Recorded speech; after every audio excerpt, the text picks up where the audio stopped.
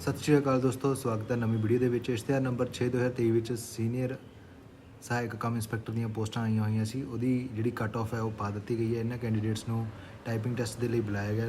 Number ਤੁਸੀਂ ਦੇਖ ਸਕਦੇ ਹੋ ਅਲੱਗ-ਅਲੱਗ ਕੈਟਾਗਰੀਜ਼ ਦੇ ਵਿੱਚ। ਤਾਂ ਇਹਦੀਆਂ ਇੰਸਟਰਕਸ਼ਨਸ ਜਿਹੜੀਆਂ ਕਿ ਅੰਗਹੀਨ ਉਮੀਦਵਾਰਾਂ ਲਈ ਟਾਈਪਿੰਗ ਦੇ ਵਿੱਚ ਵਾਧੂ ਸਮਾਂ ਲਈ ਵੀ ਇੰਸਟਰਕਸ਼ਨਸ ਦਿੱਤੀਆਂ ਹੋਈਆਂ ਨੇ। ਤਾਂ ਇਹਦੇ ਨਾਲ ਹੀ ਲਿਸਟ ਪਾ ਦਿੱਤੀ ਗਈ ਹੈ ਕੈਂਡੀਡੇਟਸ ਦੀ ਜਿਨ੍ਹਾਂ ਦੀ ਟਾਈਪਿੰਗ ਟੈਸਟ ਹੋਊਗਾ। ਤਾਂ ਤੁਸੀਂ ਵੀਡੀਓ ਸਲੋ ਕਰਕੇ ਜਾਂ ਪੌਜ਼ ਬਟਨ ਦੱਬ ਕੇ ਜਿਹੜਾ ਆਪਣਾ ਰੋਲ ਨੰਬਰ ਹੈ ਚੈੱਕ ਕਰ ਸਕਦੇ ਹੋ। ਇਹ PDF ਤੁਹਾਨੂੰ ਜਿਹੜੀ ਆਫੀਸ਼ੀਅਲ ਵੈਬਸਾਈਟ ਆ ਉਸ 'ਤੇ ਵੀ ਮਿਲ ਜਾਏਗੀ। ਕਾफ़ी ਲੰਬੀ ਲਿਸਟ ਹੈਗੀ ਅਤੇ ਤਕਰੀਬਨ 1751 ਕੈਂਡੀਡੇਟਸ ਨੇ। ਤਾਂ ਇਹ ਨਵਾਂ ਅਪਡੇਟ ਆਇਆ ਹੈਗਾ। ਜਿਹੜੇ ਕੈਂਡੀਡੇਟਸ ਨੇ ਇਹ ਐਗਜ਼ਾਮ ਦਿੱਤਾ ਸੀ ਉਹ ਆਪਣਾ ਨਾਮ ਹੈ ਲਿਸਟ ਦੇ ਵਿੱਚ ਚੈੱਕ ਕਰ ਸਕਦੇ ਅਤੇ ਟਾਈਪਿੰਗ ਟੈਸਟ ਦੇ ਲਈ ਆਪਣਾ ਰੈਡੀ ਰਹਿ ਸਕਦੇ।